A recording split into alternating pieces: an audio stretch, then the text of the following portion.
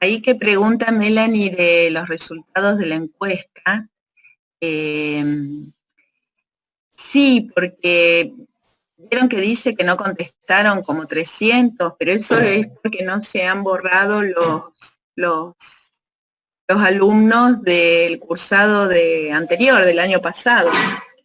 Así que, no, sí, corresponde la opción 2, porque si se ubican sobre la barra del 2, que fueron 250 más o menos los que votaron por la 2 y unos 15 por la 1. Así que ahí suman todos los que son. No, votaron que no se entregan. Es decir, los que lo quieren hacer y lo entregan, sí, pero no va a ser requisito. ¿Ah? Buenísimo, esa era una duda que justo iba a preguntar y ahí estaba leyendo, si había que entregarlo o no, como para que los que no arrancamos a hacerlo todavía, si nos poníamos a hacerlo o no. No, quedó que no se entrega. ¿Ah? Bueno, muchísimas gracias. Bueno, bien.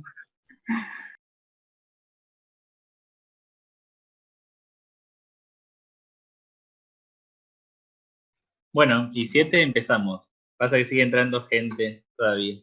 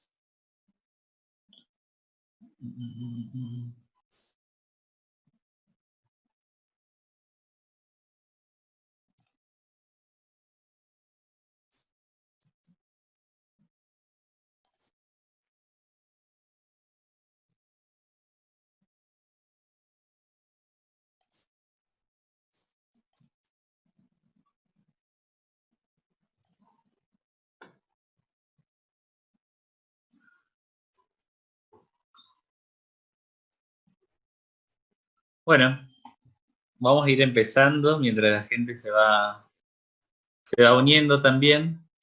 Vamos a manejarnos como nos manejamos la vez anterior, con respecto a que de lo que hice con respecto a esta guía fue seleccionar las preguntas, no sé, de cual creo que seleccioné la mayor parte de las preguntas para ir resolviéndolo, y vamos a ir manejándonos de esta manera.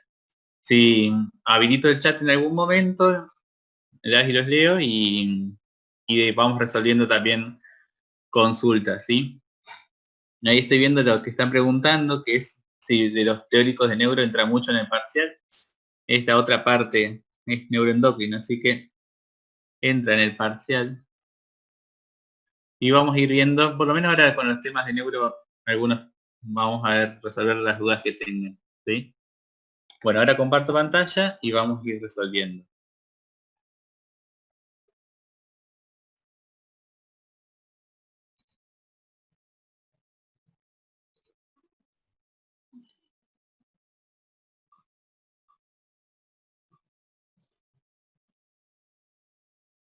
Bien.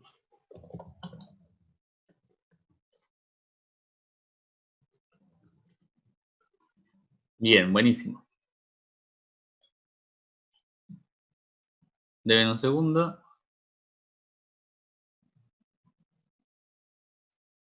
Acá. Bien. Ahí ya pueden ver la pantalla y me escuchan bien. Voy a apagar la cámara solamente para que pueda verse un poco mejor o mejore la calidad. ¿Sí? Bueno. Genial. Bueno, cierro el chat y empezamos, ¿sí? Ahora, bueno, el TP es el 30, que es de sensibilidad somática, ¿sí? Bien. Como introducción al tema, empecé con la introducción para ir abarcando cada punto de la guía. Si bien la guía está hecha como para hacerlo bien práctico en el aula, bueno, adaptarnos nuevamente a este contexto, ¿sí? Y como introducción a ver los temas del sistema nervioso sensitivo, ¿sí? En la que vamos a tener que vayan pensando que todas las vías sensitivas tienen elementos comunes. Vías sensitivas, piensen que tenemos que tener, tenemos un contexto, un medio ambiente en el cual el organismo capta esos estímulos del exterior, los traduce a señales eléctricas, que es principalmente a través de señales eléctricas, y eso es captado nuevamente por el sistema nervioso central y reinterpretado de una manera específica, ¿sí? Entonces, tanto los estímulos que pueden ser estímulos visuales, estímulos sonoros, estímulos que se sienten a partir del tacto, ¿sí? Son una forma de energía física en la que actúa sobre un receptor sensitivo, ¿sí? Y que ese receptor sensitivo es un transductor, ¿sí? Capta esa energía del estímulo, ya sea una energía mecánica en forma de vibración, en forma de presión, química, ¿sí? Puede ser desde cambios en alguno de iones, cambios en protones, ¿sí? O energía lumínica, y lo que hace es convertirlo en un potencial de membrana, ¿sí? En los cuales, dependiendo de la vía, tenemos que pueden ser de diferentes formas, ¿sí? Este es un gráfico que muestra diferentes estímulos, o sea, muestra un mismo estímulo, lo cual es captado por una neurona, ¿sí? En los cuales, sobre uno de los extremos de esa neurona, tenemos que pueden haber estructuras nerviosas simples, como una terminación nerviosa simple, en la cual captan un estímulo y ese estímulo se conduce a través de una acción amielínico, un cuerpo celular, y acá la terminal sináptica, ¿sí? Mientras que esto, por ejemplo, pueden ser nociceptores, ¿sí? Después tenemos, o pueden ser estructuras muy especializadas en las cuales tenemos una terminación nerviosa encapsulada sobre capas de tejido conectivo, ¿sí? En los cuales ese estímulo se va a traducir en una señal eléctrica en la que va a conducir por un axón mielínico, dando entonces todas estas características que le da la propia vaina de mielina, ¿sí? Y se va a conducir a través de la neurona. O pueden ser células receptoras especializadas como la célula pilosa, en el cual el movimiento de esos cilios genera una señal nerviosa, pero con una señal química, en la cual hace sinapsis con una primera neurona, y eso se traduce en un potencial receptor, ¿sí? Esto es para que vean que, si bien son diferentes los estímulos y las unidades receptoras, vamos a ver que parte de estas comparten propiedades en común, ¿sí? Que los que ustedes tienen que ir viendo, así les favorece más el estudio, ¿sí? Ahora, la siguiente pregunta dice, ¿cómo hace el sistema nervioso central para establecer la diferencia entre los estímulos? Dice que si cada uno de ellos formaría un potencial de acción que es idéntico uno a otro, ¿sí? Pensando en que, ¿cómo sabe, o sea, cómo interpreta, cómo percibe el sistema nervioso central estos estímulos si acá, sobre la terminación nerviosa libre, sobre la terminación encapsulada, sobre la célula especializada, genera un potencial local que después se va a traducir en un potencial de acción, ¿sí? ¿Cómo hace para saber que es un estímulo nociceptivo? ¿Cómo hace para saber si es un estímulo mecánico, químico? ¿Sí? Eso es lo que vamos a ir tratar de resolviendo con parte de la guía, ¿sí? Entonces, lo que hace el sistema nervioso central el sistema nervioso es codificar esos estímulos sensoriales. Es decir, codificar quiere decir que se puede interpretar según 4 variables, ¿sí? Según la modalidad, ¿sí? Que tiene que ver con la especificidad de cada receptor, ahora lo vamos a ir desarrollando cada uno de estos. La intensidad, es decir, cómo hace para determinar si un estímulo, la magnitud de ese estímulo, si es un estímulo grande, si es un estímulo pequeño, ¿sí? La duración del estímulo y la localización, es decir, dónde se está produciendo ese estímulo, ¿sí? Para esto, vamos a empezar entonces con las pruebas que estaban estipuladas en la guía. Dice, el examen de la sensibilidad superficial, dice, se lleva a cabo estimulando el dorso de la mano y el brazo con distintos elementos y se le pide al voluntario que con los ojos cerrados la identifique. La elevación de los pelos de la piel de las áreas con el alfiler y apoyando un tubo de agua fría o caliente en un diapasón en áreas de la piel. Mi pregunta sobre receptores y sobre vías involucradas, ¿sí? Y hace también una referencia sobre la sensibilidad profunda, ¿sí? Y eso vamos a ir viendo cada uno de estos.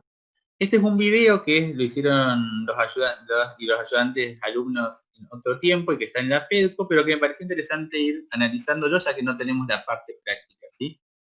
A ver si se puede ver. Bien. Es la sensibilidad epicrítica. Acá vamos a ver cómo evaluaban la sensibilidad epicrítica, ¿sí? Hay que cerrar los ojos, se le pide a la persona que cierre los ojos y con una se coloca primero en la mano. ¿Lo sentiste? Bien, ahora en el antebrazo. ¿Lo sentiste? Sí. Bueno. Bien, ese es uno de los pequeños, uno de los pasos para poder evaluar la sensibilidad epicrítica, ¿sí? Si bien hay otras formas de poder evaluarlo en la clínica, hay algunos elementos que usan como un cepillo, ¿sí? En los cuales se desliza por la piel y en la cual tiene que determinar el estímulo que tiene, ¿sí? Para ir hablando acerca de esto, ya que preguntaba acerca de los receptores, vamos a ver cómo ese estímulo podemos codificar una modalidad, ¿sí? En el que la modalidad tiene que ver con los receptores, ¿sí? Con la estimulación con la relación del estímulo-receptor, con un principio ya de especificidad, y que está dado por el tipo de energía al que el receptor se activa con el menor umbral, ¿sí? ¿Qué quiere decir? Que vamos a tener diferentes tipos de energía, ya sea una energía química, una energía mecánica, una energía lumínica, en la cual la modalidad, es decir, el tipo de estímulo, va a ser determinada por el receptor, ¿sí? Va a ser, si es una energía lumínica, va a ser determinada por un fotorreceptor, si es una energía, si es una vibración, va a ser determinada por mecanorreceptores, ¿sí? Y así sucesivamente. Entonces, esto le da la especificidad del estímulo, ¿sí? Para saber qué tipo de estímulo es el que están activando, ¿sí? En el caso de la piel, vamos a ver que tenemos diferentes tipos de receptores.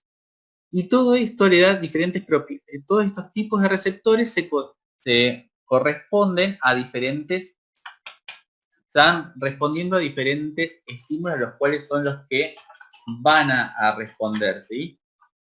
En los cuales tenemos unas terminaciones nerviosas libres que están acá, que están en esta parte, si se ve, ¿sí? Que responden a estímulos nocivos, ¿sí? Son terminaciones que están ubicadas por toda la piel y responden, o sea, su principal umbral está dado por los estímulos nociceptivos, ¿sí? Después tenemos terminaciones nerviosas libres que están rodeando a la raíz del pelo y que estas terminaciones nerviosas libres envían señales ante el movimiento del pelo, ¿sí? Y después tenemos receptores de Merkel, que son los que registran la presión constante y la textura, ¿sí? Que se encuentran ya sobre la epidermis. Después tenemos el corpúsculo de Meissner, que el corpúsculo de Meissner son terminaciones nerviosas encapsuladas, fibromielínicas, y que responden a contracciones espasmódicas y sacudidas. Después tenemos otro que va a ser el corpúsculo de Pacini, que son las que registran las vibraciones y que es el que habíamos visto en la primera diapositiva, en el cual es la terminación nerviosa especializada, en las cuales están basadas principalmente en la sensibilidad epicrítica. Y después tenemos el corpúsculo de Ruffini, esos que responden a estiramientos de la piel, en el cual son terminaciones encapsuladas, multiramificadas, y que le dan diferentes propiedades a todo esto, ¿sí? En el que vamos a ver que tanto las terminaciones nerviosas libres como los receptores de Merkel, corpúsculo de Meissner, se encuentran todos en la piel y cada uno le va a dar la especificidad determinada a ese estímulo, ¿sí? Para que sea codificado, ¿sí? Este es un cuadro que les dejé, que después después lo leen, ¿sí? Es un cuadro que tiene cada uno de los receptores con a qué responden primero, ¿sí? Y después le agregar otras características que la vamos a ir viendo, ¿sí? Esa modalidad, a modo de resumen, dice que cada receptor sensitivo posee un estímulo adecuado, que es una forma de energía a la que solo va a responder, ¿sí? Generalmente es la que presenta menor umbral, ¿sí? pero quizás con un estímulo mucho más fuerte pueden llegar a responder de igual manera, ¿sí? Dice que el estímulo abre o cierra canales iónicos en la membrana, sea de forma directa o indirecta, ¿sí? Y que eso se va a traducir en un potencial receptor. Este potencial receptor tiene las mismas características, o sea, es un potencial de tipo graduado. Que se acuerdan al principio, ¿se acuerdan qué características tiene un potencial graduado? Mientras los voy leyendo, ahí abro el chat. Ahí.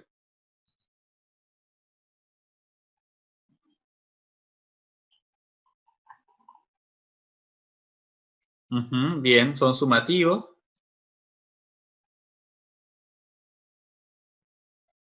Que puede modificar su amplitud, que es un estímulo subumbral. Bien, ¿alguna otra? Que podemos, pueden ser excitatorios o inhibitorios, ¿sí? Y va declinando su capacidad de despolarización, ¿sí? Que va de la mano entonces con esto que puede modificar su amplitud o que su amplitud va de la mano de la intensidad de ese estímulo que se está generando, ¿sí? Bien, vamos bien. Entonces, ese potencial receptor se genera sobre la parte de este receptor y que después va a codificar o no diferentes, de una cantidad determinada de potenciales de acción, ¿sí? Pero acá estamos viendo parte de esta modalidad.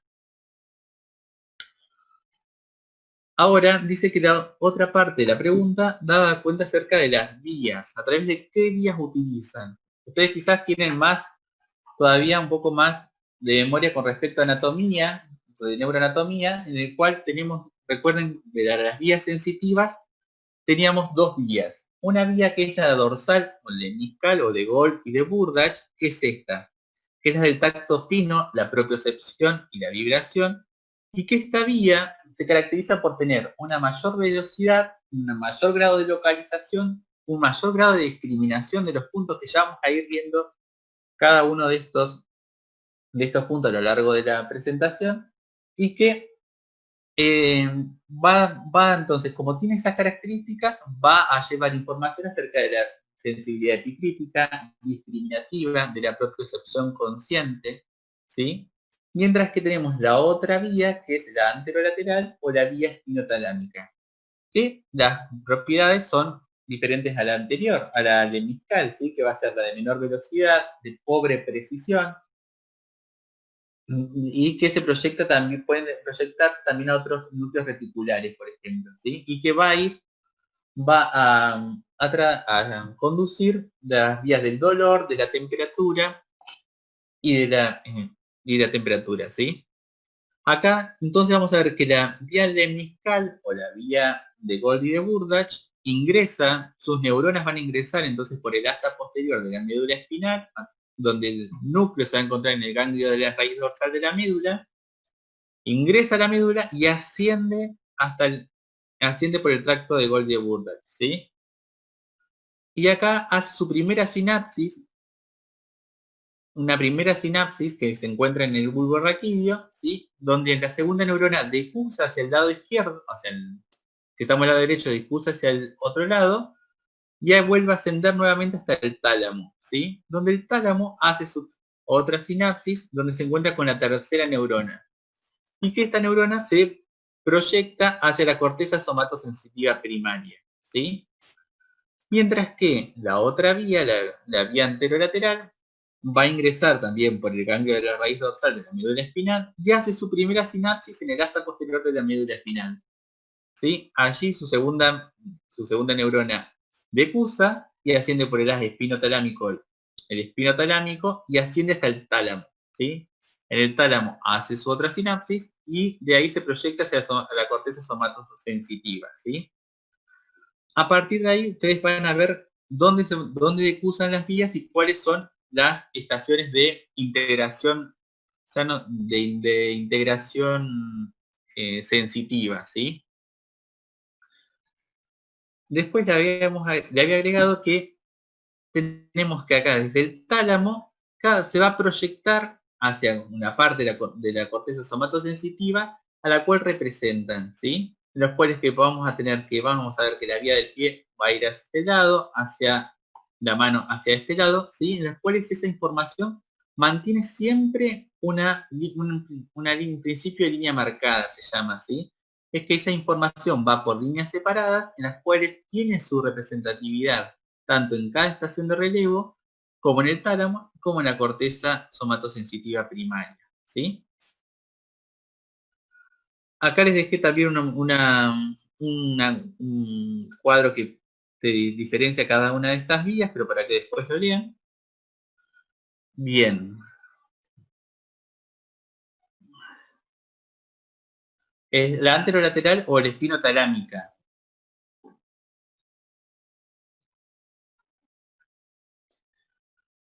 No sé qué otro nombre más. Esos dos conozco. Y después tenemos de parte de la guía dice, ¿por qué después de un tiempo el voluntario deja de sentir el corcho? Dice, ahora vamos a ver cada uno de estos, ¿sí? Bien. También termalgésia. Sí. Vamos a ver parte de este video. Esperen que lo voy a adelantar hasta donde habíamos quedado. Bueno, ahora para evaluar la adaptación de los receptores, con un corcho y un pinche se coloca, se le pide a la persona que cierre los ojos y se evalúa. ¿Lo sentís? Sí. ¿Ahora lo sentís? Sí. ¿Ahora lo sentís? No. ¿Ahora lo sentís? Sí. ¿Ahora lo sentís? No. Bien. Esta es una de las partes en la cual se está tratando, están evaluando la duración de ese estímulo, ¿sí? Un estímulo bastante suave, ¿sí? En los cuales dice que después de un tiempo el voluntario deja de sentir el corcho y por qué al retirarlo vuelve a sentirlo y qué tipo de receptores se estimularon y qué tipo de adaptación, ¿sí? A partir de ahí vamos a ir decodificando parte de ese estímulo a la duración, ¿sí? Ya vimos la modalidad, que es que es el principio de especificidad entre el estímulo y el receptor, y ahora vemos la duración, cómo hace el sistema nervioso para saber que ese estímulo persiste, ¿sí? Y esto lo hace a través de la adaptación de los receptores y la combinación de la información de los receptores, ¿sí? Esto es un gráfico en el cual tenemos un estímulo, un receptor, y sobre ese receptor se va a medir el potencial receptor, ¿sí? Y acá, sobre este axón de la neurona, sobre el nodo de Ranvier, se grafican entonces cuántos potenciales de acción generó ese potencial receptor, ¿sí?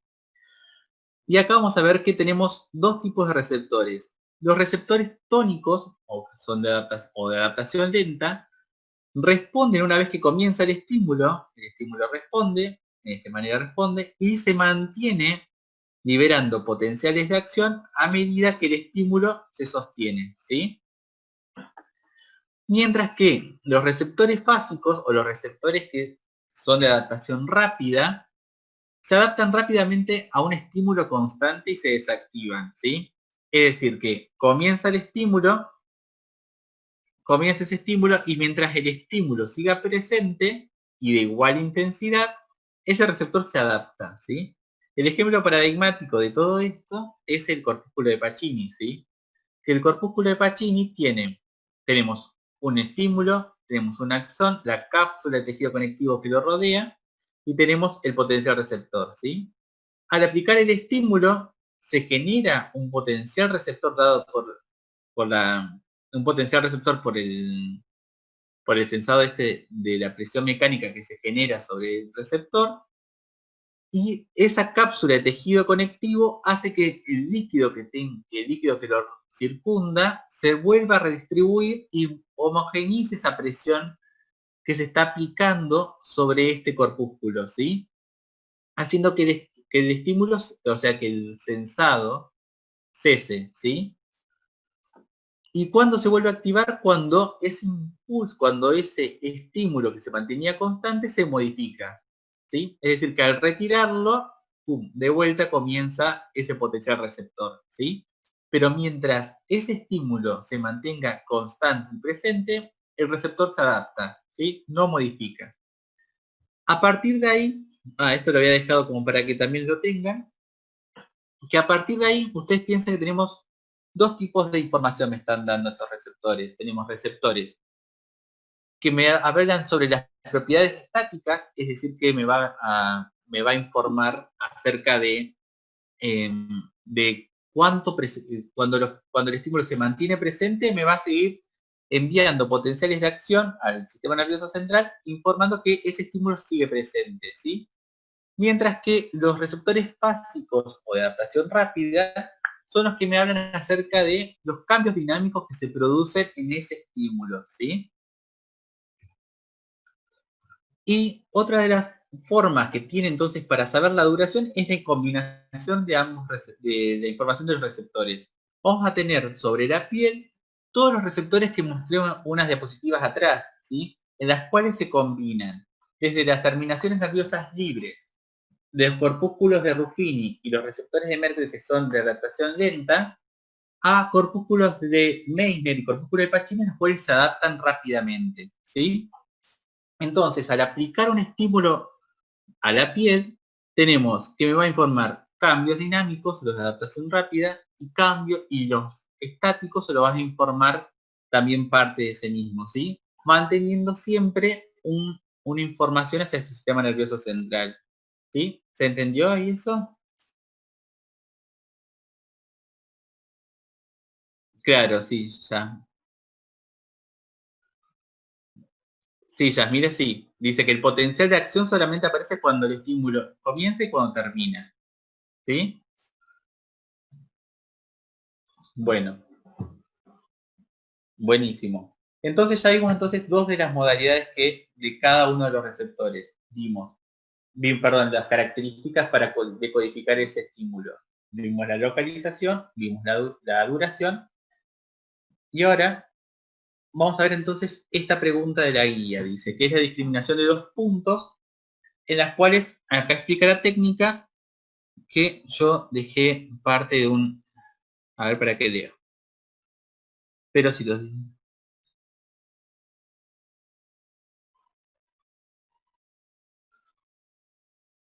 Mirá, abrir eso con respecto al... Abrir pregunta dice, pero si los distintos receptores captan distintos estímulos, igual van a captar la duración aunque no sea el estímulo al que no están especializados, no. Depende cada uno de esos, pero vos fíjate que en la piel tenemos receptores que pueden captar la vibración y pueden ser receptores de estiramiento o de presión constante, ¿sí? Entonces la integración de toda la información va a ser la que a vos te da información acerca de ese estímulo que llega a ese sistema nervioso central, ¿sí? Si bien la mayor parte de los receptores de la piel son mecanoreceptores, hay algunos que pueden ser de temperatura, otros de estímulos nociceptivos, pero te van a mantener informado acerca de que hay vibración, hay presión sobre la piel, ¿sí? Entonces, voy a leer a Yamida, pronto, entonces ahí se estaría estimulando ambos tipos de receptores, no solo sí, siempre, si el estímulo persiste, se estimulan los dos tipos de receptores de adaptación lenta y receptores de adaptación rápida, ¿sí? Para que se sense constantemente, ¿sí? Claro, los receptores que estimularía el corcho son los de Pacini, ¿sí? Bien, y ahora vamos a hacer la discriminación de dos puntos, ¿sí? Que tiene que ver con decodificar parte del estímulo o parte de ese estímulo sensorial en cuanto a la localización, ¿sí? Vamos de vuelta con el video, que vamos a ir aprovechándolo, que está en el 46. Miren esta parte. Acá van a evaluar la localización de los estímulos y vamos a tratar de explicar el fundamento fisiológico de esto.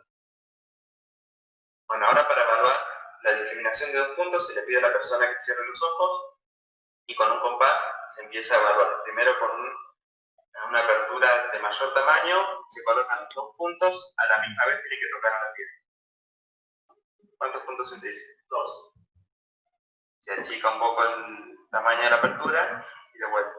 ¿Cuántos puntos sentís? 2. ¿Cuántos puntos sentís? 2.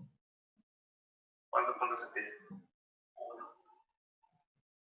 Entonces este es el tamaño del primer campo receptivo. Lo medimos con una regla y nos da 3,4 centímetros en el antebrazo. Ahora se realiza lo mismo en el pulpejo de los dedos, con apertura mayor, siempre con los ojos cerrados, primero con los dos puntos siempre tocando a la vez.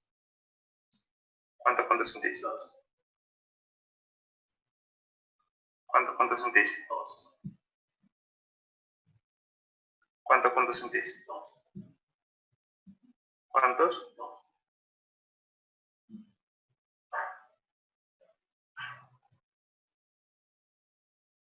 ¿Cuántos puntos sentís? 1. Entonces este es el tamaño del campo receptivo del pulpejo del dedo.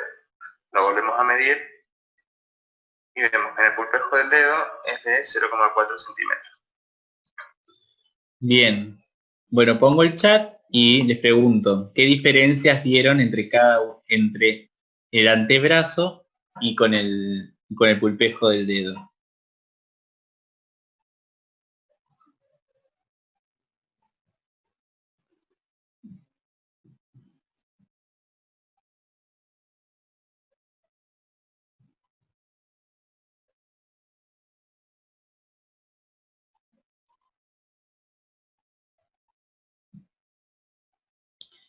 En la densidad de receptores.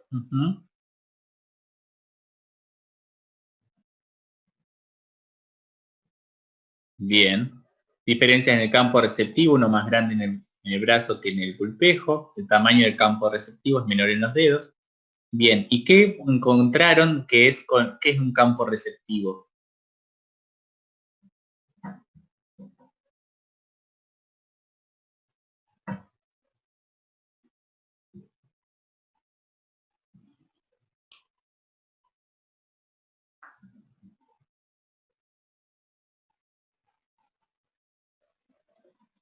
El área de la piel inervada por una terminal, el área donde se puede captar el estímulo de parte de una neurona. Bien, es el área que circunscribe una neurona y todo un estímulo generado en esa área producida por un... Y todo estímulo generado en esa área produce un potencial generador. Bien, bien, las respuestas están bien. Ahora vamos a ir afinando algunos conceptos, ¿sí? Bien, ¿y por qué era importante de que ahí cuando le estaba evaluando ahí al paciente se trataba de concentrar en aplicar los estímulos a la misma vez? ¿Por qué?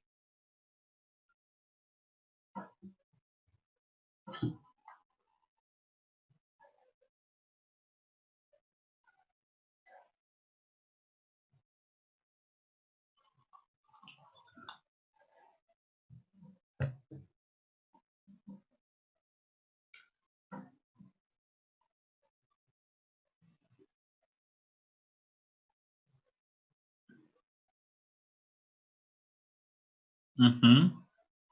Bien.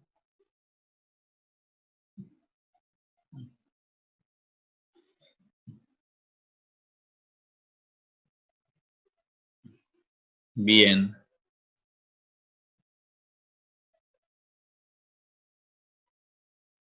Bien. Bien. Ahí vamos a ir viendo cada una de esas respuestas, pero van bien, van bien. Tiene que ver, porque si no vos estás aplicando dos estímulos diferentes, ¿sí? Entonces es pensado como que son dos estímulos diferentes, entonces permite, le da al sistema nervioso central la pauta de que son dos estímulos diferentes separados, ¿sí? Acá lo que tratamos de ver es que si un mismo aplicado a la misma vez, cuando comienza a discriminar que son dos diferentes según el campo receptivo, ¿sí? Miren, ahí cierro el chat un segundo para pasar de diapositiva. Entonces, para ir hablando de la localización, vean esto, esta es parte de la prueba que se hizo recién. Tenemos el compás, que están separados dependiendo del lugar donde lo vamos a aplicar, y tenemos campos receptivos primarios que se denominan que es el área de la piel inervada por una de la primer neurona sensitiva, el campo este es el verde, el rojo y el violeta azul, ¿sí? En el que tenemos campos receptivos primarios que corresponden a cada una de estas neuronas, ¿sí? Pero vean que la neurona primaria, tanto cada una de ellas, va a hacer sinapsis a una neurona secundaria, ¿sí? Entonces converge esa información que está dada por estos diferentes campos en un campo, converge, perdón, sobre una misma neurona sensitiva, ¿sí? Entonces, parte de esta información se pierde, entre comillas, ¿sí? Para poder formar un campo receptivo secundario, ¿sí? Que sería ese que está en línea punteada entre el rojo y el verde acá, ¿sí? En estas zonas. ¿Por qué? Porque yo aplico un estímulo al mismo tiempo en estos dos campos receptivos y esos dos campos convergen en una misma neurona secundaria. Esa información de la localización me va a poder decir que se encuentra en este campo secundario, pero no me va a poder determinar en qué momento, ¿sí? ¿Se entiende esta parte? Mientras que veamos qué pasaba en los pulpejos, en los pulpejos de los dedos. Tenemos muchos campos receptivos, una mayor densidad de campos receptivos primarios, en el cual cada uno tiene su neurona sensitiva primaria, y vamos a ver en qué la mayor parte de estas neuronas sensitivas primarias hace sinapsis con una neurona sensitiva secundaria, ¿sí? Permitiendo que el campo receptivo secundario sea el mismo que el primario, ¿sí? Y haciendo que esta información pueda ser discriminada en estos dos puntos, ¿sí? Porque esta aplicación de este estímulo sobre este campo receptivo va a conducir hasta la segunda neurona secundaria y de ahí a la tercera, ¿sí? Para poder generar una imagen de que se estimuló esta localización de la piel. Mientras que lo demás pasa lo mismo, ¿sí? A partir de ahí también vean este ejemplo que es también parte de lo que veníamos hablando, en el que sobre un alfiler estamos aplicando un estímulo sobre la piel, ¿sí? Supongan el pulpejo del dedo. La aplicación del estímulo de la piel, del alfiler sobre la piel, genera un estímulo sobre la neurona sensitiva B, ¿sí? Pero a su vez el estímulo fue un poco más fuerte, que logra activar en menor medida las neuronas sensitivas A y B, ¿sí? Cada una tiene su neurona secundaria, pero como es una zona altamente poblada de receptores, altamente sensible, como en el caso de los pulpejos de los dedos, hay un principio de inhibición lateral. ¿Qué sucede? Como esta zona fue la que más se activó, o sea, la que más activó, la que generó un potencial receptor mucho más amplio, que generó mayor frecuencia de despolarización de la membrana a través de los potenciales de acción, y la que liberó mayor cantidad de neurotransmisor, inhibe a las neuronas secundarias, ¿sí? Envían neurotransmisores que lo van a inhibir y hace que permita que continúe la misma intensidad de ese estímulo hacia la tercera neurona sensitiva, ¿sí? ¿Qué le aporta esto al sistema nervioso central? Le aporta una mayor grado de precisión del estímulo, ¿sí? De precisión acerca de dónde se está localizando ese estímulo, ¿sí? Entonces, agregué como conclusión que el tamaño de los campos receptivos secundarios también determina la sensibilidad de un área determinada a un estímulo, ¿sí? Por eso, en una parte, en el antebrazo, debemos tener, hay menor densidad de receptores sensitivos, los campos receptivos son mayores, son mucho más grandes, ¿sí? Por lo tanto, no va a discriminar entre esos dos puntos que se aplican a la vez, ¿sí? Mientras que en el pulpejo dedo tenemos una mayor densidad de receptores, los campos receptivos son mucho más pequeños, generalmente las neuronas sensitivas conducen uno a uno, ¿sí? Entonces permite al sistema nervioso central poder determinar cuál es la localización de ese estímulo de una manera mucho más eficaz, ¿sí? Bien. Uy, esperen que se me trabó la presentación. Oh.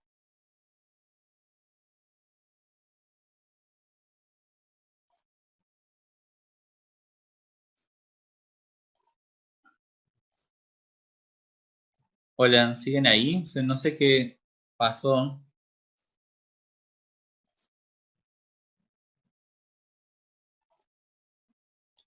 Sí, no sé qué pasó que se me salió la presentación, pero bueno, seguimos. Bien. Bueno, seguimos. Ya se ve que se me salió a mí nomás. Bien. Ahora, otra de las formas que tiene el sistema nervioso central para ver la localización es que cada uno de estos receptores, acá, esa creo que es la más representativa, que cada uno de estos receptores, tanto las fibras nerviosas sensitivas, los cortículos de Ruffini y de Merkel, cada uno va por su neurona sensitiva, ¿sí? Adentro del mismo nervio y se va a ir y va a conducir la información hacia el sistema nervioso central por las vías ya antes explicadas. Pero que vean que cada una de esas terminaciones, de esas neuronas sensitivas, van por líneas separadas, ¿sí? Van por líneas separadas y no son líneas que las cuales no se van a converger, ¿sí? Entonces eso habla de un principio que se llama principio de línea marcada, ¿sí? En la cual esa información no se va a entrecruzar, sino que va por compartimentos separados y va sobre estaciones de relevo que van a ser donde se producen las sinapsis entre las neuronas sensitivas, en las cuales tiene su localización determinada también, ¿sí? Bien, entonces, para ir repasando, vimos entonces cómo codifica el tipo de estímulo, la duración de ese estímulo a través de la adaptación de los receptores y la integración de esa información. Vimos cómo lo localiza, que lo hace a través de esta agudeza sensorial entre los campos receptivos, entre el principio de línea marcada, ¿sí? Entre la somatotopía que tiene en cada estación de relevo, cómo se identifica cada parte del organismo, ¿sí? Y ahora vamos a ver cómo hace el organismo para poder detectar ese estímulo con intensidad determinada. ¿Cómo sabe si el estímulo es mayor o menor? ¿Sí? Este gráfico es un gráfico que es clásico, que es el que ya habían visto previamente el año pasado, en el que tenemos un estímulo, tenemos una neurona, una terminación axónica, cuerpo celular, axón mielínico, zona gatillo y sitio de transducción, ¿sí? El sitio de transducción se va a generar, si yo pongo para medir la diferencia de potencial de membrana, voy a tener información acerca del potencial receptor en potencial local, ¿sí? Zona gatillo, voy a tener el potencial local, cómo se van a ir disparando los potenciales de acción. Mido la diferencia de potencial en los nodos de Ranvier, en los cuales voy a tener el gráfico, el registro, de cada uno de los potenciales de acción. Y después tenemos la terminación axónica con la liberación respectiva de los neurotransmisores según el estímulo, ¿sí? Vean cómo hace con un estímulo moderado. Esto ya es parte de lo que habíamos visto, con una duración determinada y una amplitud determinada, genera un potencial local sobre el sitio de transducción que va a ir a la zona gatillo y genera X cantidad de potenciales de acción que se conducen a través de la neurona, a través del axón mielínico y que determina la liberación de X cantidad de neurotransmisores. Vean, con un estímulo más largo y más intenso, el potencial local va a ser mucho más amplio y duradero. Esto se va a comportar como una mayor cantidad de potenciales de acción en la zona gatillo y a su vez en el axón mielínico, y que va a determinar una mayor cantidad de liberación de los neurotransmisores, ¿sí? Esto se llama código de frecuencia, ¿sí? Entonces hace que la característica que tenga el estímulo de ser más largo y más intenso se representa a través de esto, a través de una mayor cantidad de potenciales de acción y una mayor cantidad de neurotransmisores, ¿sí? Ahora, en caso de que ese estímulo ya tenemos una mayor cantidad de frecuencias de descarga de los potenciales de acción, hace lo que se llama activación poblacional, me sale ahora, pero ya me va a salir cuál es el verdadero nombre. Pero es el código de población se llama, ¿sí? En el cual este estímulo más leve, esta presión más leve sobre los sitios de la piel, activa quizás estos dos corpúsculos de Pacini, ¿sí? En los cuales estos determinan este comportamiento. Pero mientras a medida que aplicamos más presión, vamos a ver que se van a activar estos en una mayor medida que los demás, pero la sumatoria entre estos corpúsculos de Pacini que quizás no se activaban con un estímulo menor, marca el grado de intensidad que tiene ese estímulo mecánico, ¿sí? ¿Se va entendiendo? ¿Se entendió? Entonces fuimos a ir repasando cada uno entonces de cómo hace para codificar cada uno de esos estímulos, ¿sí? Bien. Valentina nos dice, no, vamos a ver lo del código de población, ¿sí? Bien, vamos a esperar a ver qué dice alguien más. Los veo.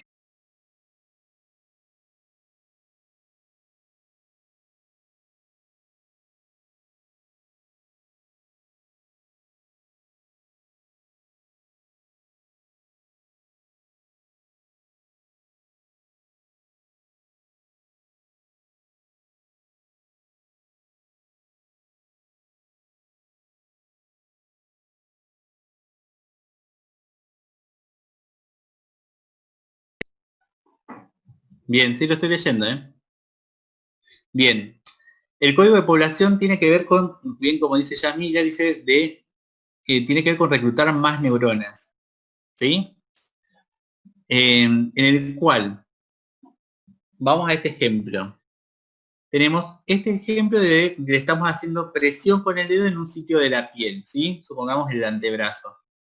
En el que una presión determinada me va a generar la activación de estos dos corpúsculos de Pacini, ¿sí?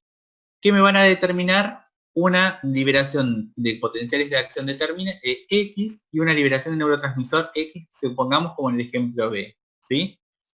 Pero ¿qué pasa? Si yo le aplico más presión a mi antebrazo con la mano, ¿sí? Vamos a ir activando más unidades receptoras y mayor cantidad de receptores sobre ese estímulo, ¿sí?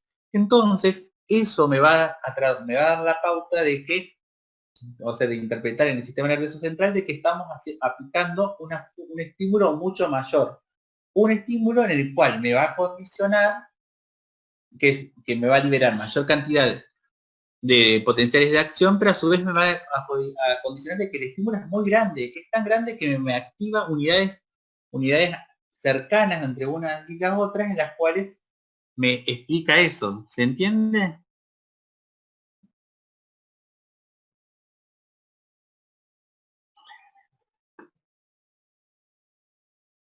¿Se entendió más o menos? Los voy leyendo.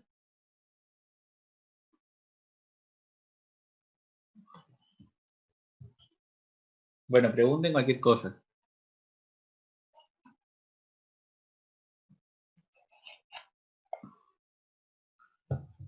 Es mucho más práctico verlo en clase, hacer cada una de estas pruebas para que sí quede más graficado, pero bueno, nos adaptamos a la realidad. Bueno, y esto lo puse como para que ustedes después analicen, ver de por qué se avanzan en estos principios generales. En un principio de jerarquía, en un principio de circuitos neuronales y de somatotopía, que algunos ya lo fuimos explicando a lo largo de la presentación, pero me gustaría que también ustedes lo analicen, que los vi en el teórico, por eso también se los agregué, pero lo responden bien en el teórico, ¿sí? ¿Se entendió hasta ahora más o menos lo de sensorial? Lo del estímulo del tacto.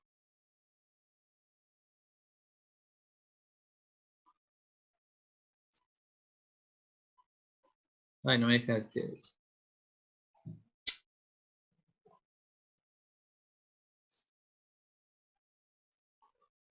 Sí, buenísimo. Tengo problemas con la computadora, no sé qué me pasa. Bien.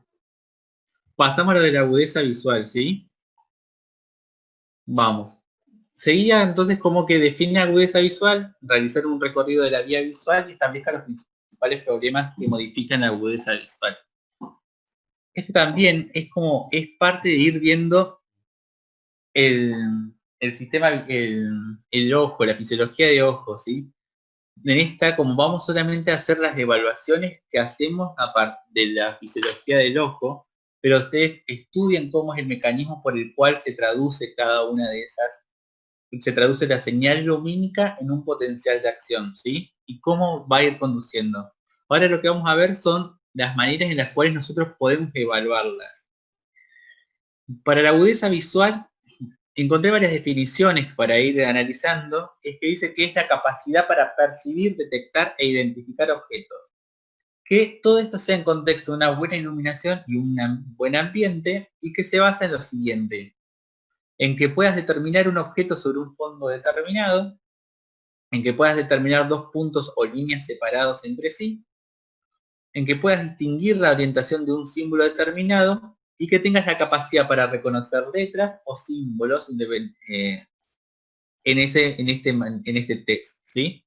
Y lo hacemos a través del test de Neden, ¿sí? Que es un test que se comienza a hacer desde la edad pediátrica, en el cual el paciente se coloca a una distancia determinada, dependiendo del espacio que tengamos, ya son 6 metros, son, perdón, 3 metros, en el cual tenemos que se va a evaluar la agudeza visual en función de que se tiene que colocar el paciente justamente con una buena iluminación y un buen ambiente, en el cual se les hace preguntas acerca de qué puede observar a esa distancia, siempre evaluándolo con un ojo, con un ojo a la vez, un ojo cubierto, ¿sí?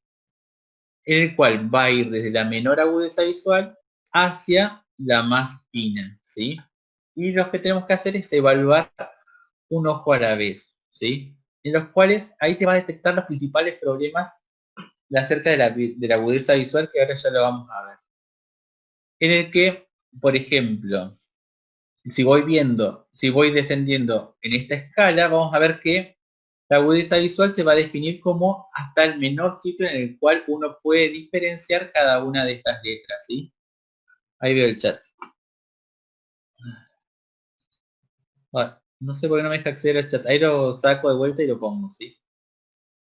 En el que vamos a tener que, por ejemplo, si con el ojo derecho yo puedo alcanzar a ver la línea de 6 y no la línea del 7, vamos a ver que se dice o se registra como que tengo una agudeza visual de 1/10, ¿sí? O 1/7, puede ser diferentes en cada ojo, ¿sí? Los principales vicios de refracción son las principales alteraciones en la agudeza visual son los vicios de refracción, ¿sí? Que son los clásicos, que es la miopía, la hipermetropía o el astigmatismo, ¿sí? En el cual y la presbicia, de la cual es la miopía, que es la incapacidad para poder discriminar bien de lejos, pero sí vemos bien de cerca, se debe todos a vicios de refracción de cómo ingresa la luz a través del cristalino e impacta sobre la retina. Dependiendo del vicio de refracción, va a impactar esa luz por delante de la retina o por detrás de la retina, o el astigmatismo, que es pérdida de la forma esférica de la córnea, ¿sí? Entonces hace que se refleje de otra manera sobre la retina el ingreso de la luz, ¿sí? Pero bueno, esos son parte de clínica, de lo cual está bueno como para ir conociéndolo. Lo que me interesa que vean es esto, que es la vía sensitiva, ¿sí? La vía visual, ¿sí? A través del segundo par, en el cual presten atención a esta parte. Tenemos el ingreso de luz y tenemos acá el globo ocular, en la parte posterior tenemos la retina y acá tenemos el nacimiento del nervio óptico, ¿sí?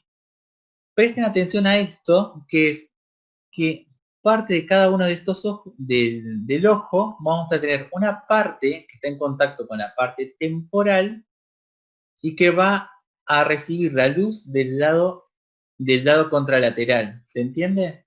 Mientras que tenemos un lado nasal que va a recibir la luz del otro lado, del lado temporal, ¿se entiende? Lo mismo sucede con el ojo contralateral. Su lado temporal recibe la luz del nasal y del lado nasal recibe la luz de la parte temporal. ¿Se entiende esa parte? Porque esa parte después es importante. Hoy no puedo ingresar el chat. ¿Sí? Bien, buenísimo.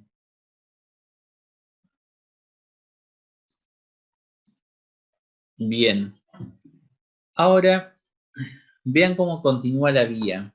Del lado temporal se va a dirigir parte de este tracto a través del nervio óptico hacia el quiasma, ¿sí? El quiasma óptico vamos a tener fibras que van a decusar y fibras que no.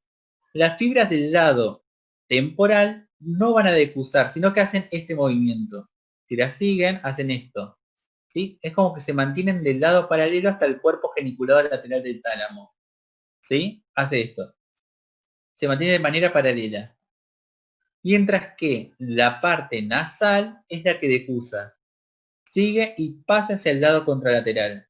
De esta manera pasa hacia el lado contralateral y decusa hacia el cuerpo geniculado lateral, ¿sí? Y del cuerpo geniculado lateral salen proyecciones ópticas, o sea, neuronas ópticas, que van hacia la corteza visual en el lóbulo occipital, ¿sí? Entonces esa es parte de la vía sensitiva, ¿sí? En la cual tienen que conocer y seguramente conocen un poco mejor con esto con anatomía.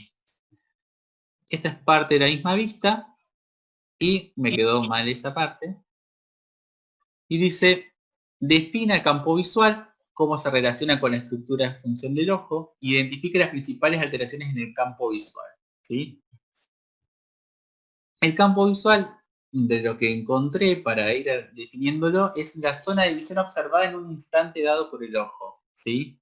Y que es la región percibida por el lado nasal, se llama campo visual nasal, y la que llega al lado lateral, campo visual temporal, que es lo que explicaba previamente. Y que la porción del mundo exterior, o si no, otra definición era que la porción del mundo exterior apreciado con ambos ojos en una posición fija, en la cual no hay movimiento de cabeza ni movimiento de los músculos extraoculares, ¿sí? Y tenemos estas alteraciones en el campo visual, ¿sí?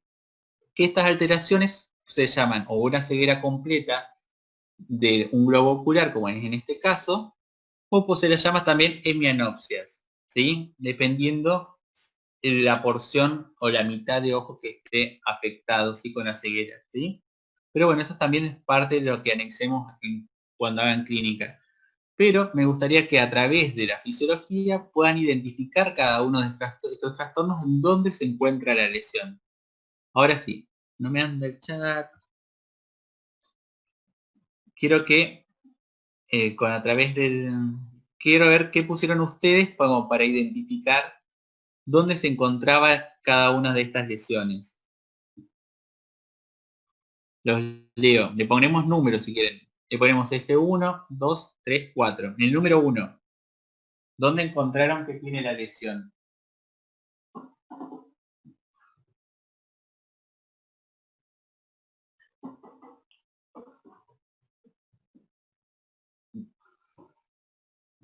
Bien, en el 1 tenemos que hay Martina puso bien, que es en el 1 hay una lesión en el nervio óptico derecho, ¿sí? Si nos vamos hacia atrás, hacia la vía, la lesión se encuentra en este sector, ahí, ¿sí? Entonces no tenés ni visión del lado temporal ni del lado nasal. Bien, vamos ahora con este. Vamos con el 2. ¿Qué encontraron? Bien. Bien, y el 3, ahí escriban los 4, a ver qué encontraron.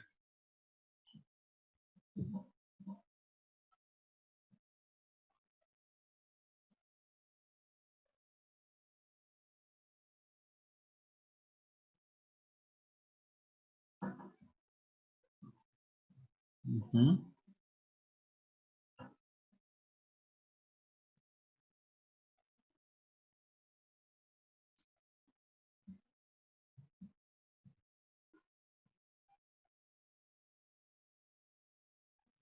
Bien.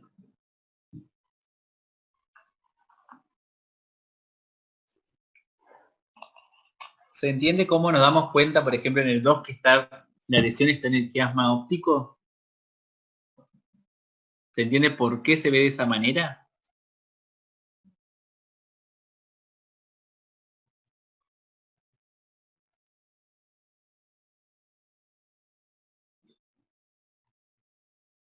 Bien, Emilio, bien. Mira, vamos a, acá puse un dibujito que está en un... Lo saqué de un libro de semiología, que es la misma vía que teníamos graficada previamente, pero con unos apuntes. Tenemos el globo ocular, nervio óptico, quiasma óptico, cintillas ópticas y va las radiaciones hacia parte de la corteza occipital. Dijimos que el lado temporal mira hacia el lado derecho nasal, ¿sí? Mientras que el lado nasal va a mirar hacia el lado temporal. Va a mirar, es decir, que recibe luz de ese lado, ¿sí? Vamos a ver que si tenemos una lesión de nervio óptico, en el cual me compromete tanto las fibras nasales como las fibras temporales, vamos a ver que esta parte del ojo se va a encontrar ciega, que es lo que corresponde con el punto número 1, ¿sí? Miren qué sucede con el campo número 2. Hay una lesión en el quiasma óptico, ¿sí? Vamos a ver que ahora miro el chat porque tengo que algo, ¿sí? Termino de explicar esto. Vamos a ver que las fibras temporales dijimos que no van a difusar a través del quiasma óptico, ¿sí? Ninguna de los dos lados, ¿sí? Por lo tanto, van a transmitir la información hacia la parte occipital. Mientras que los lados nasales no se van a encontrar lesionadas estas vías. Entonces, por lo tanto, no va a haber información proveniente del lado nasal. Pero si nosotros miramos la figura, no es el lado nasal afectado, sino es el lado temporal, porque dijimos que mira hacia el lado temporal, ¿sí? Recibe la luz de ese lado, ¿sí? Por eso la afección a ese nivel, ¿sí? Ahí entro al chat porque no sé por qué tengo que entrar de esta manera.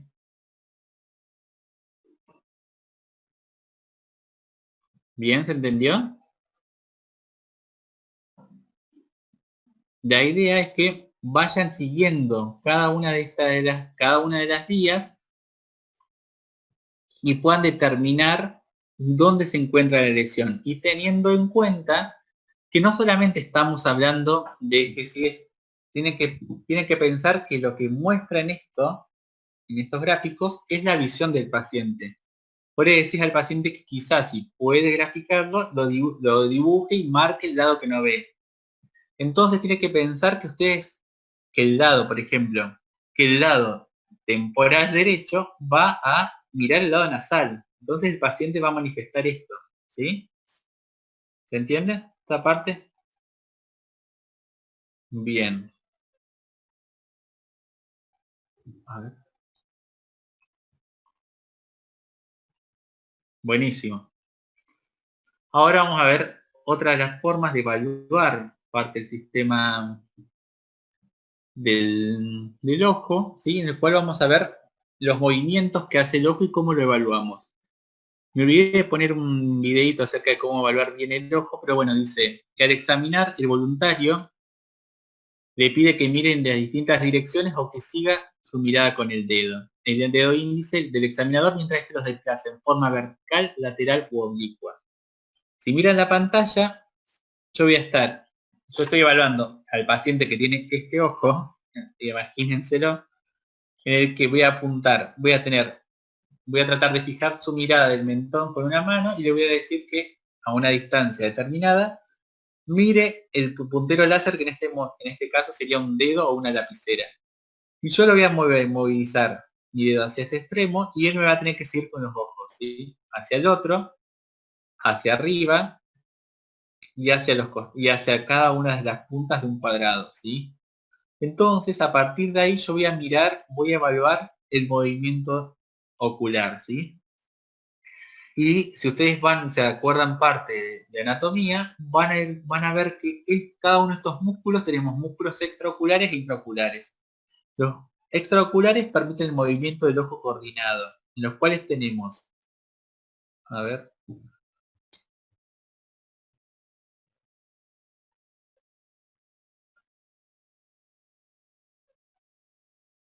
Ah, bueno.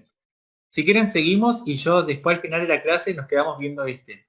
¿Sí? Así seguimos con lo de la evaluación del ojo y seguimos y después hacemos el del ojo, ¿les parece? Ya que ese es ir, hay que seguir solamente los tractos.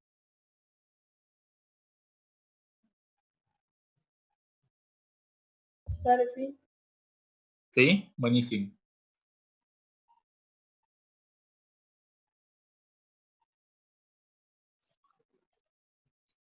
Bien.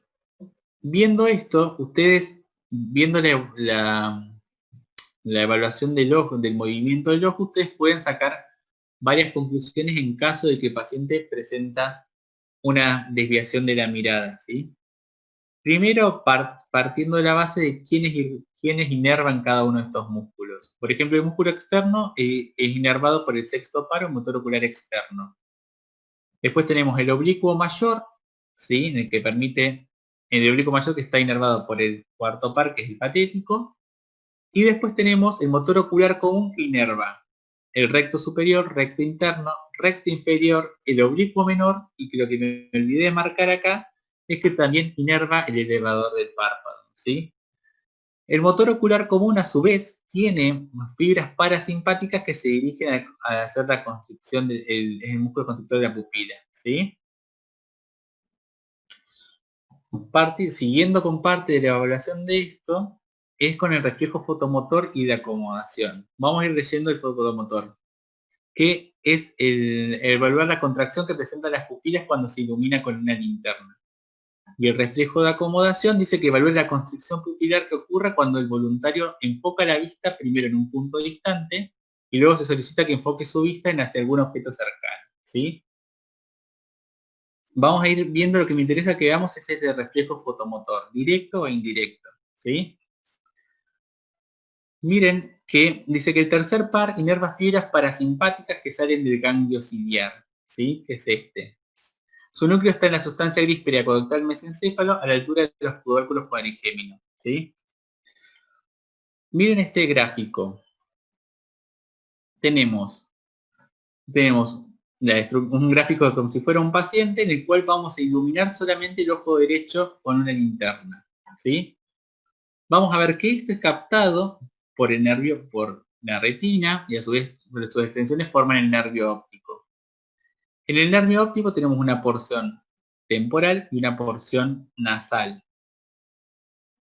Se dirige por el nervio óptico la porción nasal decusa y se dirige nuevamente y se dirige a través de las cintillas ópticas y se va a dirigir hacia parte de esta zona que son los núcleos pretectales, ¿sí?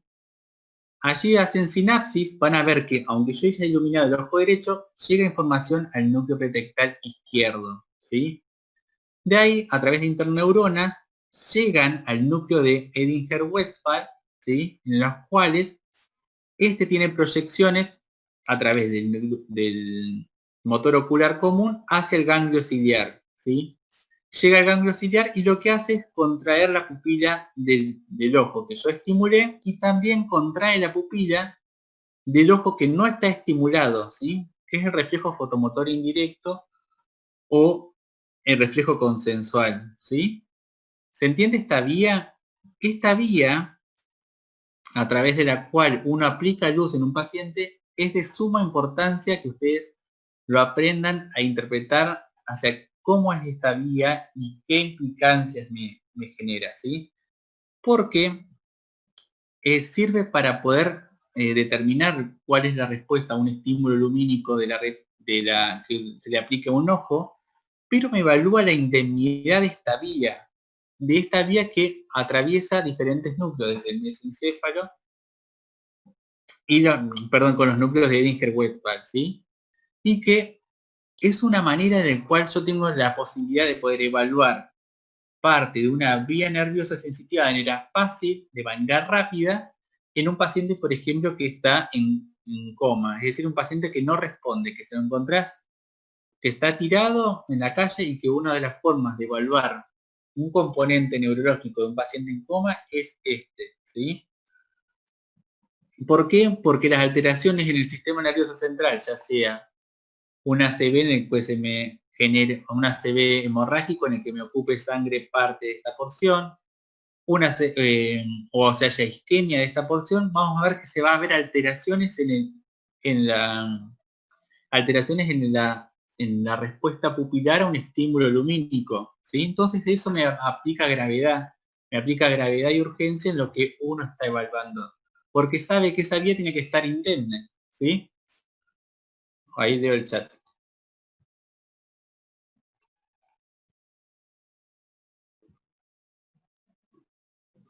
Claro, podría no contraerse el ojo en ese caso, que le vaya un problema en ese núcleo o en alguna parte de esta vía en la cual haya problemas problemas isquémicos, haya un tumor, haya una lesión infecciosa, ¿sí? ¿Se entiende? O haya hipertensión endocraniana, ¿sí?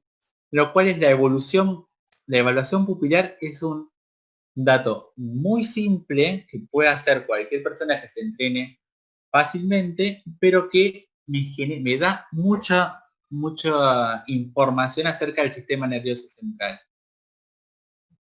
Miren las respuestas, este es un gráfico que tomé, pero de que las respuestas que podés obtener a través de la evaluación pupilar, ¿sí?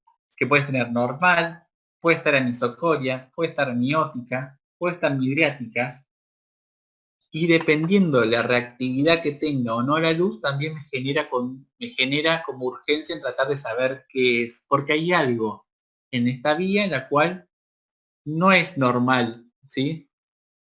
Si yo conozco esa fisiología en la cual sé por qué estructura estoy atravesando, en las cuales yo sé que la respuesta es que haya una respuesta pupilar de un lado, del lado estimulado y del otro lado, cuando no la tengo que sospechar que algo en esa vía está pasando, ¿sí? U otra de las cosas que sucede es que son las intoxicaciones también es a través del reflejo pupilar que se pueden ir sospechando. Las pupilas se contraen al mismo tiempo. Al mismo tiempo. Yo aplico el estímulo lumínico, vean que las vías van por el mismo sentido, ¿sí? No hay por qué tiene que haber retardo en uno con el otro, ¿sí? Incluso acá se les debe poner una barrera o pueden poner la otra mano, o pueden poner un cartoncito o algo, en el que traten de que no se llegue luz del otro y la contracción pupilar se produce de igual manera. Otras de las cuestiones que puede suceder es que, claro, bien Victoria, es así. Y que perdí en lo que estaba, en el hilo que quería seguir, pero bueno, ahora ya se me va, voy a volver nuevamente.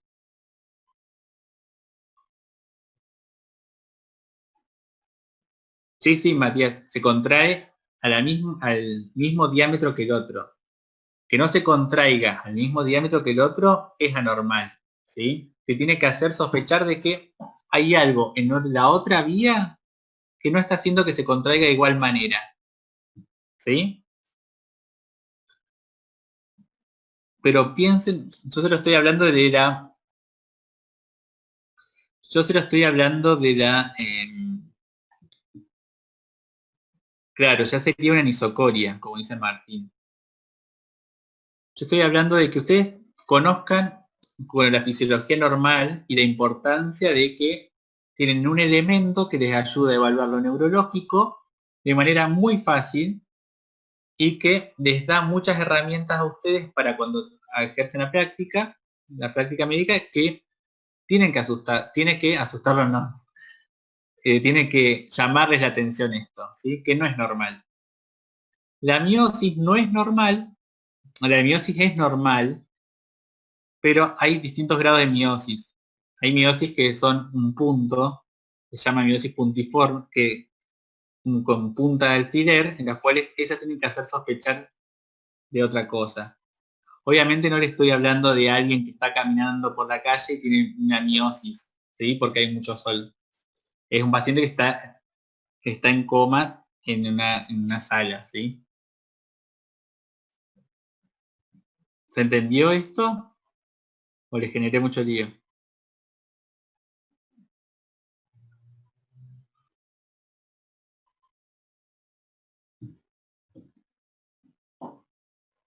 Bueno, buenísimo.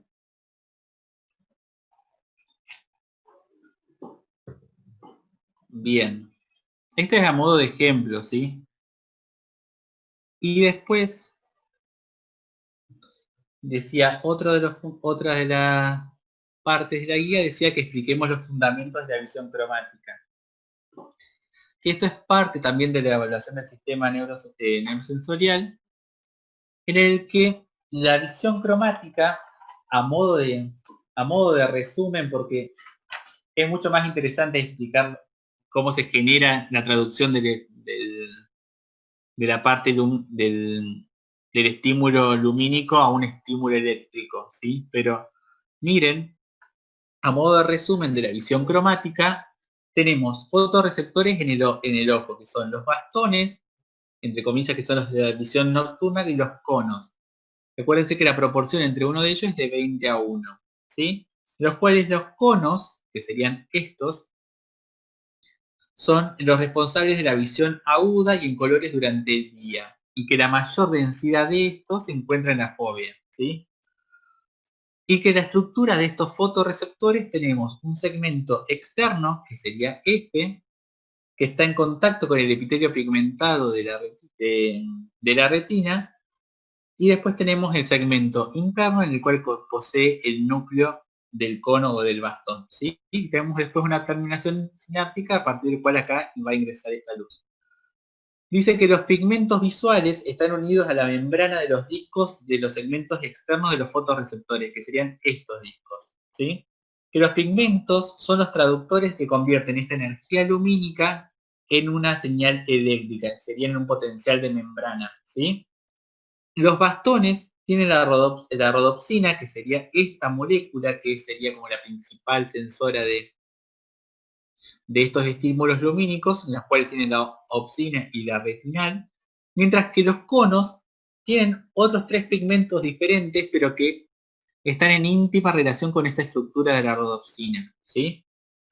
Los conos tienen 3 pigmentos diferentes que son excitados o estimulados por diferentes longitudes de onda de la luz. Entonces lo que permite la visión en colores. Ahora con este gráfico va a quedar un poquito más claro. Tenemos porcentaje de absorción de la luz que va de 0 a 100 en función de la longitud de onda de la luz. Vean, dijimos que los conos tienen 3 tipos de pigmentos en los cuales van a absorber mayor en menor medida la luz dependiendo la longitud de onda. Y que esto tiene, la longitud de onda es lo que le va a otorgar la característica de color que interpretamos, ¿sí? Tenemos conos azules que en los cuales captan la luz con una longitud de onda de 400 a 500, los verdes de 500 a 600 y los rojos de 550 a 700, ¿sí? Y que la combinación de estos de la activación de estos 3 tipos de pigmentos que generan a su vez potenciales de membrana, hacen que uno interprete cada uno de estos colores, ¿sí? Esto a grandes rasgos, obviamente, repasa un poco mucho más acerca de cómo se genera la traducción de este estímulo, pero es para ir repasando lo que vamos a analizar ahora, cómo evaluamos esta visión cromática. Esto lo hacemos a través de estas láminas en las cuales ya está preestablecido o ya está estandarizado que a través de estas láminas uno va a detectar diferentes colores, ¿sí?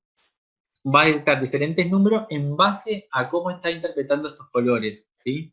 Por ejemplo, yo acá veo un 42, un 16, un 12, quizás alguien de otra manera. Este test se llama test de Giara, que son láminas de colores que se utilizan para estudiar las deficiencias cromáticas. Y que esto ya está preestablecido.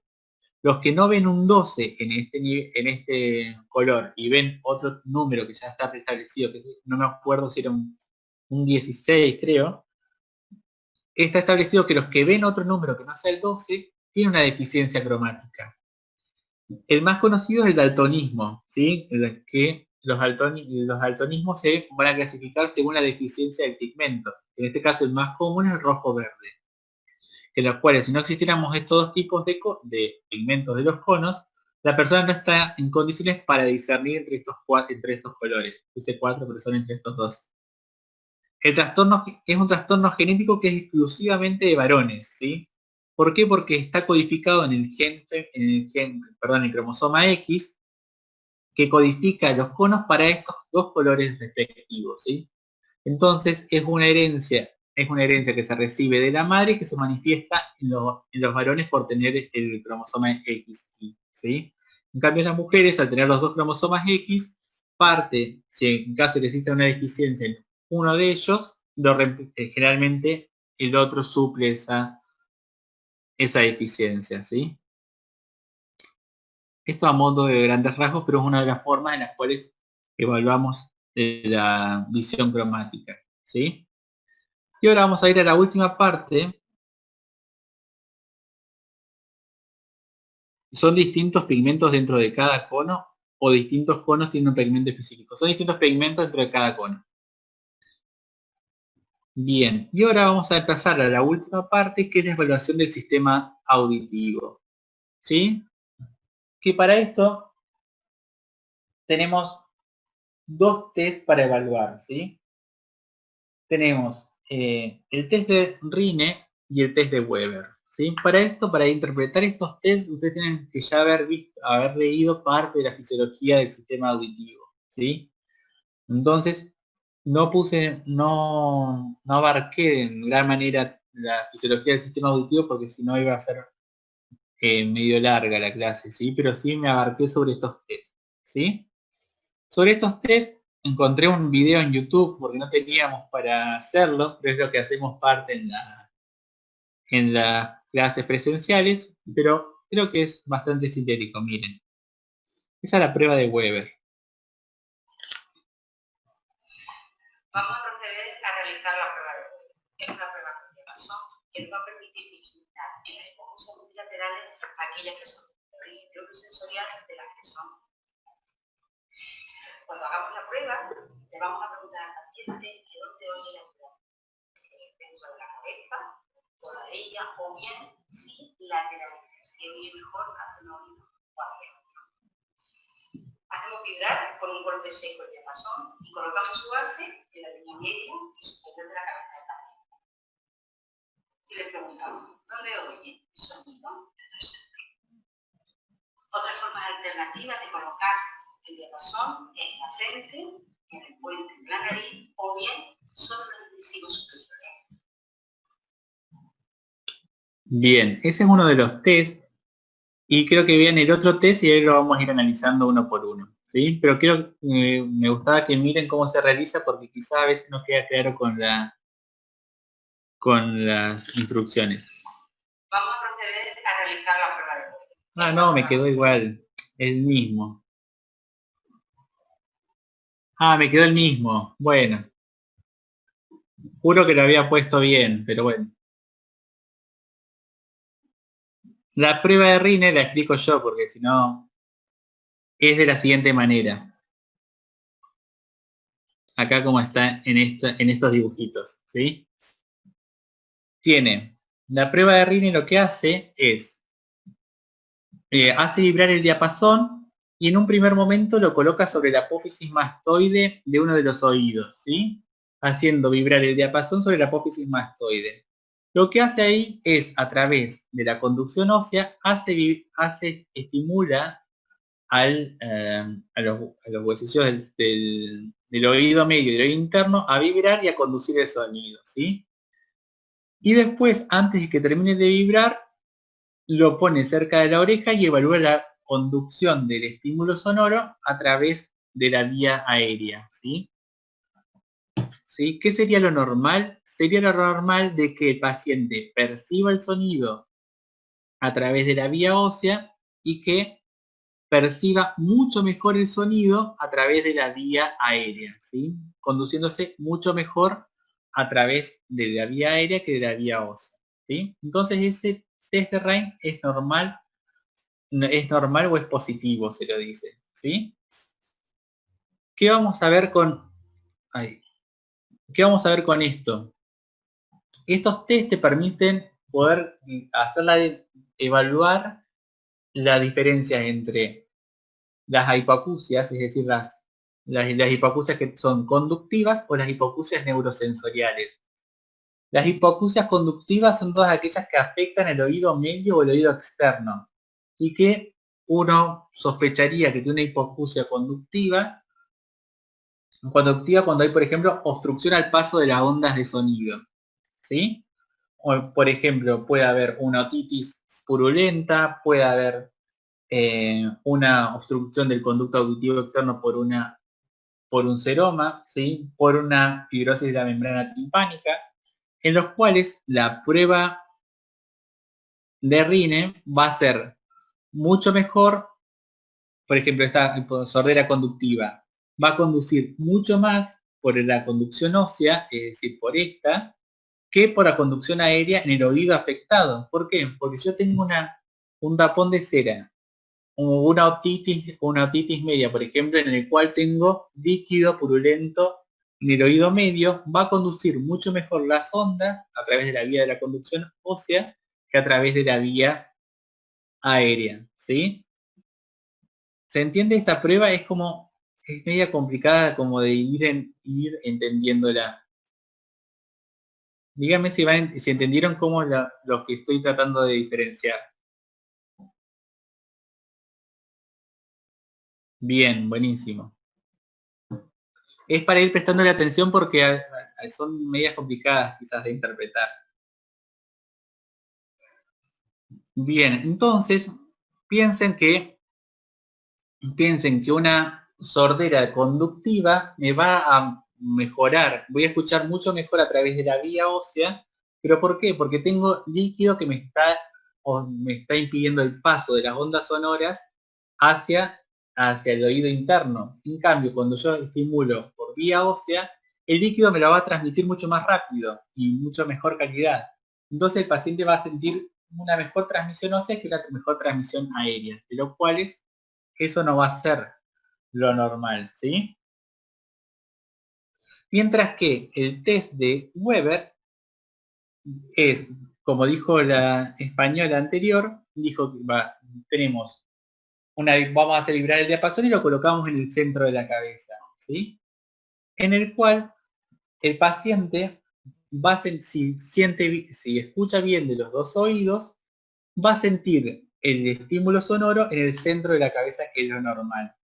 En cambio, si no lo siente, si lateraliza para un lado, es decir, que escucha mucho mejor hacia algún lado, quiere decir que se está lateralizando hacia el oído no afectado, es decir, que el otro no estaba escuchando de la manera correcta, ¿se entiende?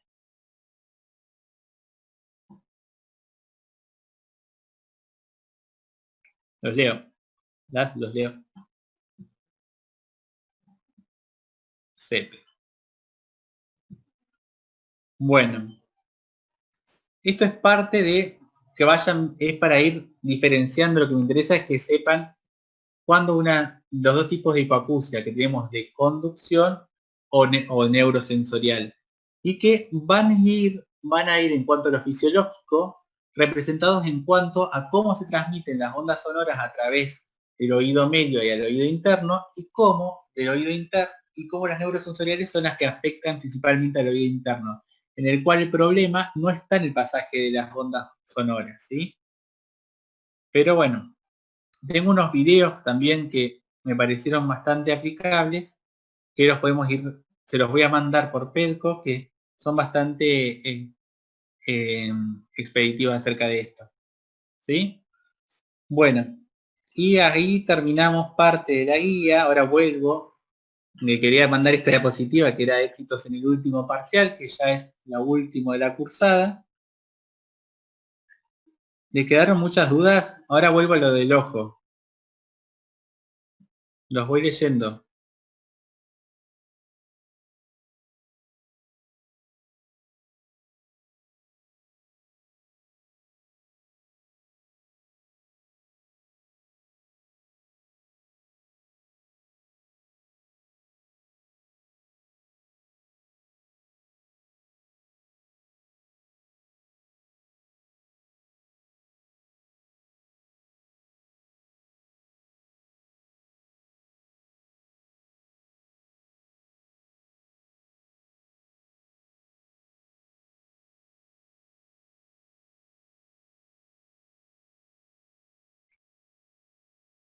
Estaba buscando agua.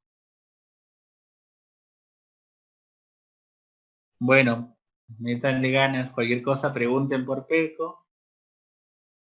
Pero quiero que ya es el último tirón, ya termina Icio. Volvemos a este. ¿Qué dudas habían quedado de este?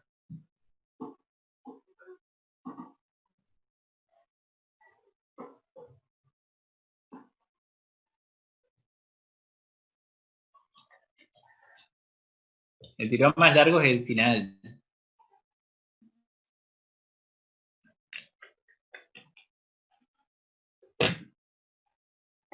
Regularizarlo ya es un gran paso. Bueno, el cuarto.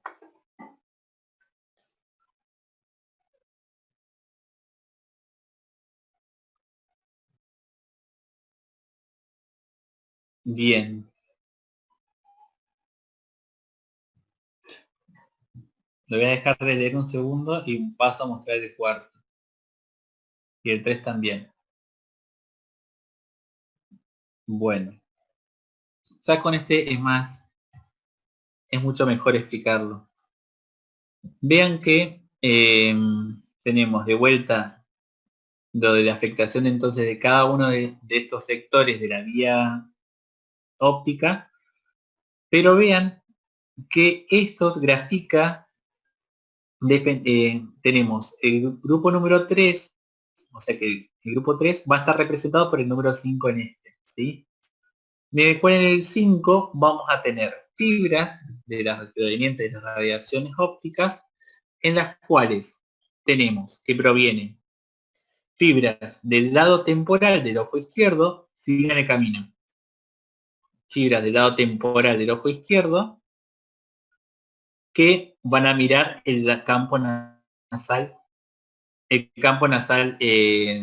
izquierdo, ¿sí? Se va a representar de esa manera, ¿sí?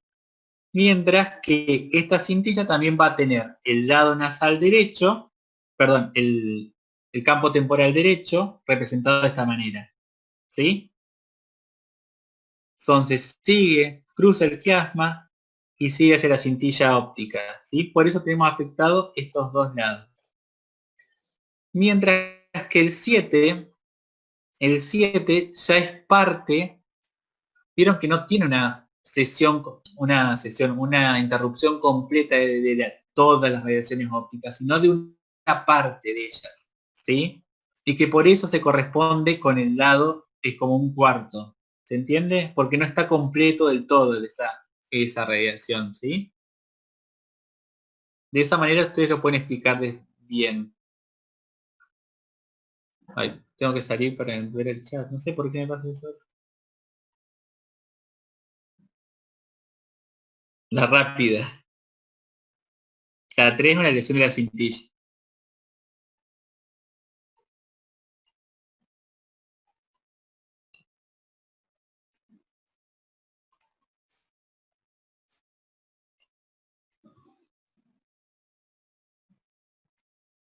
Ay, Dios. Esta cosa. Bien, buenísimo. Bueno.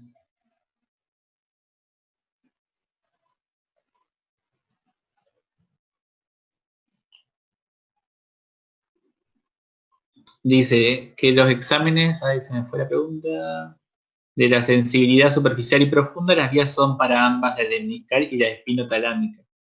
Sí, acuérdense de lo que esas vías depende de lo que van a conducir, ¿sí? Si es un tacto grosero, si es nociceptivo o es de la termoalgesia, va por la espinotalámica. Si es un tacto discriminativo, epicrítico, de vibración, va por la vía del lemniscal, ¿sí? Miren, vamos con Augusto. Paso de vuelta, ¿sí? Paso de vuelta acá, ahora leo el chat. Mira, Augusto, vamos a ir viendo esta paso por paso. Esta tenemos de esta manera, ¿sí? Tenemos acordate las disposiciones que tienen las fibras del nervio óptico. ¿Sí? Tenemos fibras nasales y fibras temporales.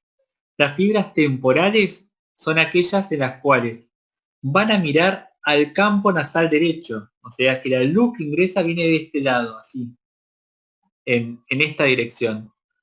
Estas fibras temporales van a través del nervio óptico y al momento del quiasma no lo decusan, siguen su lado de manera paralela, o sea que tienen la visión ipsilateral del lado derecho, pero miran hacia el campo nasal, ¿sí? Mientras que las fibras nasales miran el campo temporal derecho, ¿sí? Entonces, que al momento de nacimiento del nervio óptico decusan el quiasma y de esta manera van a ir a proyectarse hacia el lado contralateral, ¿sí? Lo mismo sucede del otro lado, del ojo contralateral. Entonces, cuando hay una afección del quiasma óptico, no vamos a tener la visión del campo nasal derecho y del campo nasal izquierdo, ¿sí? Mientras que van a seguir indemnes las fibras temporales que van del lado ipsilateral, ¿se entiende?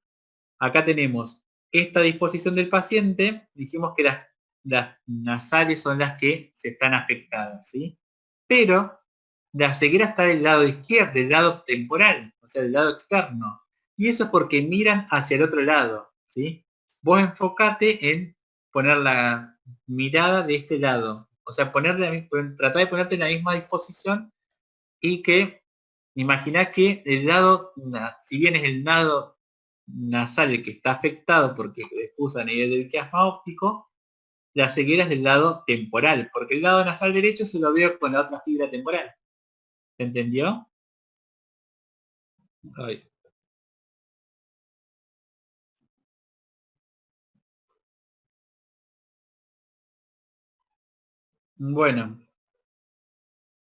Bueno, buenísimo todo.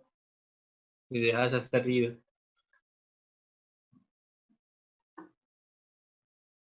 Voy a dejar de compartir la pantalla.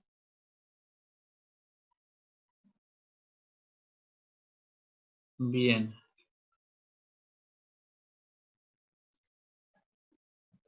Bueno. Bueno, espero que les haya servido. Si quieren hacer preguntas durante la semana, escriban por Pedro, no tengo problema. Y bueno, éxitos en el último parcial.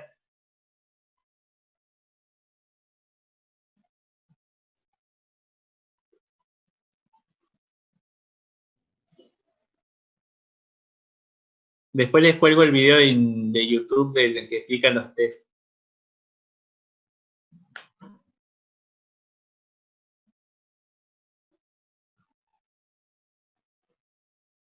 Chao, que anden bien.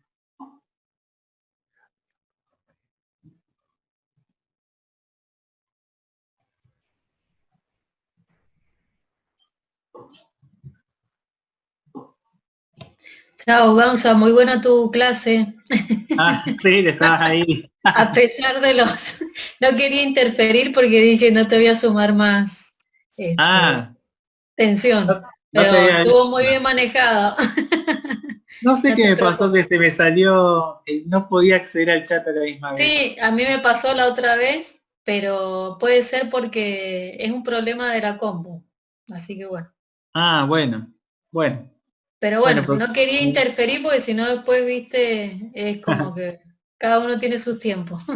es que no podía entrar y salir Sí, de la compartir pantalla para eso. Así que bueno. así que bueno. Bueno, Bueno, sí. Gonza, anda Un a abrazo descansar. grande. Un Gracias. beso. Saludos a Chao. todos. Chau, chau.